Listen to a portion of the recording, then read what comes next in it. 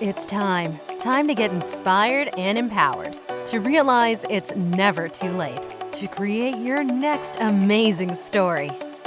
Get ready to break through, transform, and start living the life of your dreams. So, are you ready? Truly ready to begin your journey to create your next amazing story in life and love? Great. Let's jump in with your host, Life and Love Transformational Coach, Suzanne Oshima. Welcome to the It's Never Too Late show. I'm Marjorie Fiore, and I'll be your guest host for today's show. Today, I'll be interviewing Suzanne Oshima. Suzanne is the Life and Love Transformational Coach at Your Next Amazing Story. And today, we're talking about an interesting twist. I love today's episode. It's about 3 green flags to watch out for on a first date. It's going to be a good one. Suzanne, before we jump in, why don't you share with everybody who you serve and why? Sure. So I help single women transform midlife into their best life and find love again in their next chapter. And the reason why I'm so passionate about this is because too many women in midlife come to me and they're like, oh, Suzanne, it's too late for me. Or they'll say, I'm just going to spend the rest of my life alone. And that always breaks my heart because I know that's not how it has to be, unless obviously you want it to be that way. But if you truly want to find love again in your next chapter, it is possible. You just need the right guidance and support so that you can find love again in your next chapter. Great. Oh, I love what you're doing so much. And today, it's going to be a great topic. Most women that have been out there dating online for a while, they know the drill. They know, watch out for this, watch out for that, all red flags.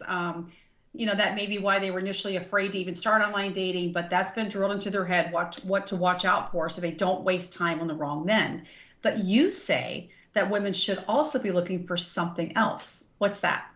Yeah, it's the green flags, because all too often, I've been doing this for so long, first of all, ladies, is that I see too many people looking for the red flags. No one ever says to me, Suzanne, I'm looking for the green flags. They always say, well, I'm looking for, is this a red flag? They'll ask me, or is that a red flag?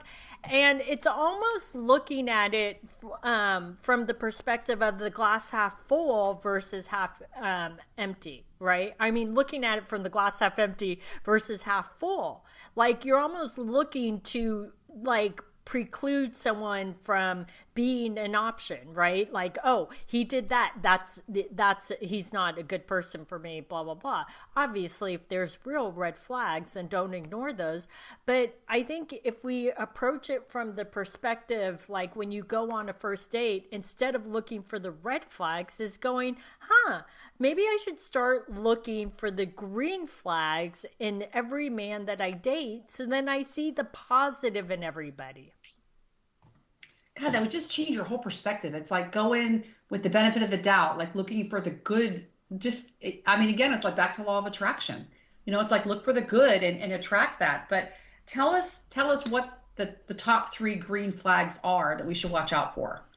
Yeah, so here's the green flags that I would say in the first 3 dates is he genuinely interested in you, and does he ask you questions about your life?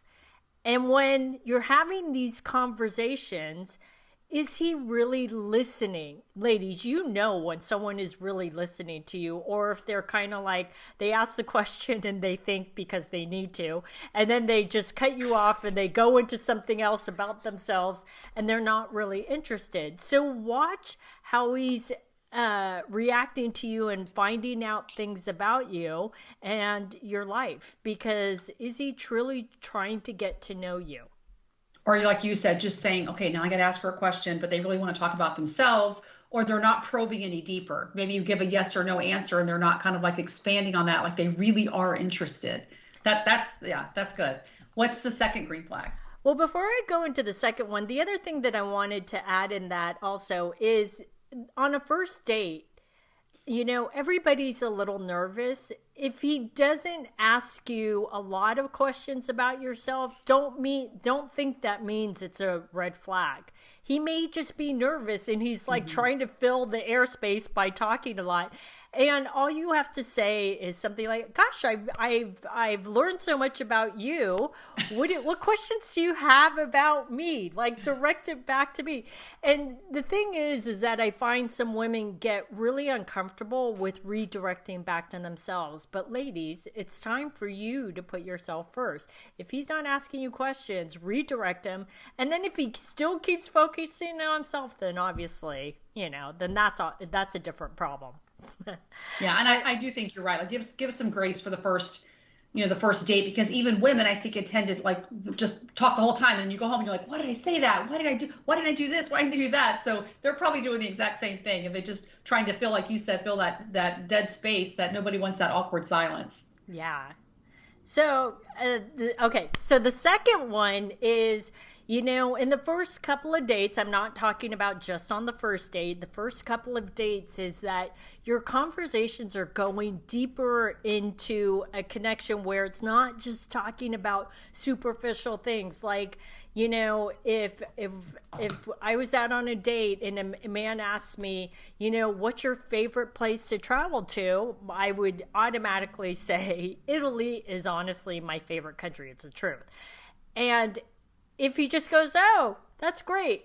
If the conversation doesn't go deeper into sharing more about, like, well, what do you love about Italy? And if he starts sharing about what he loves about Italy, where he's gone before, and we have that deeper connection, and we start talking about other things like about Italy, or whatever it is. Maybe it's about, you share with him what you do for a living and he's really interested and he starts asking you deeper questions, and you get into that conversation where it goes below the surface level. And ladies, you can feel it when you feel it so deep that you're not even noticing anyone around you, because you're just enjoying this conversation and your eyes are locking and you're just feeling that connection.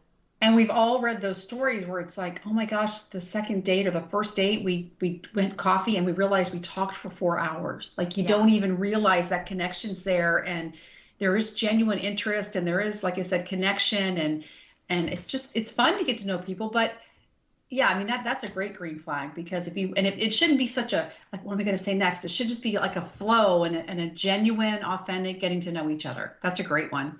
Yeah. And actually, you bring up a great point. The flow, right? That's actually my third point, is that you have this flow and you're both laughing and you're just having fun. It's like, we all need laughter in our lives. I don't know about you, Marjorie, but if I don't have someone that I can laugh with and that we're making those silly jokes and just laughing at anything and everything, then what's the point? Because when you're in that laughing state, that means you feel comfortable, you have that connection, and you're finding that connection also with your sense of humor. I love that. And laughter definitely joins everybody. But I love the phrase, and I use this a lot, like even for my son's girlfriend. I'm like, she's just so easy to be around. Like, it doesn't matter what we're doing. She's holds her own, but she's so easy to be around. It's not going to be any of this, or like my sister's a different story, but you know what I mean? That would be your goal, that you're just kind of easy to be around. Like, you're fun and lighthearted and a great conversationalist. But yeah, I think that's a good phrase, that you're easy to be around. But let me ask you this. What if there's not a lot of chemistry, but he has the 3 green flags? Do you think that you should go on a second date? Yeah, you should go out on a second, third, fourth, unless the person is god awful. Go out on several dates. Give us some examples. No, I'm kidding. Oh my God. See, you make me laugh all the time. Yeah, no, unless someone's god awful, really, go out on a second, third, fourth date.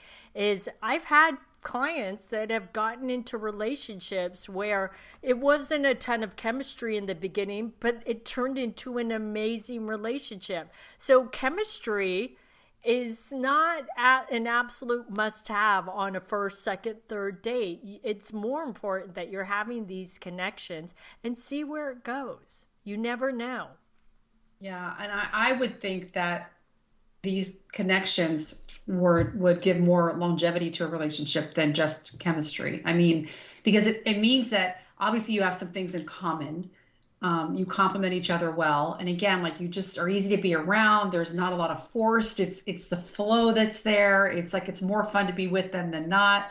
And that to me says more long term. Exactly. Yeah. Well, this was so helpful. You know what? It's a nice twist on the positive. When I saw the topic, I'm like, oh, I love that, because it is more like red flags to watch out for. Don't do this. And this is a sign that he's not interested into you. But the green flags, like, you know, go in with a positive mindset. I'm going to find the good. I'm going to look for the good stuff, the good signals that, you know, move forward, you know, put more effort, because that's what it is on both parts. It's just putting the effort in. Is there anything else you wanted to add for green flags? No, just look out for them. That's it. Focus on the positive. That's a great one. And I know that you have, just to expand on this more, a free online masterclass, The Secrets to Meet a Quality Man. Can you let us know a little bit more about it and how we can get registered? Sure. My masterclass, I'm going to tell you the number one way to meet a quality man. I'm also going to share with you the real reason why you're not meeting any quality men online. And lastly, I will share with you the secret formula on how to turn it around so that you start meeting quality men online. Because I know, ladies, some of you are so frustrated with online dating, and I'm telling you, it's two things that you need to turn around and to make it easier to meet a quality man online. So you can go to my website, yournextamazingstory.com, click at the top of the website, and you can sign up for that free masterclass. Go get signed up, ladies. It'll be time well spent.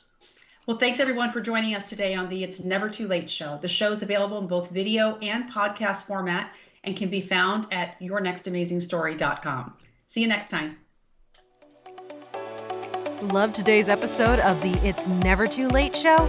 Then head on over to yournextamazingstory.com to continue the conversation, get access to show notes, and get more amazing content.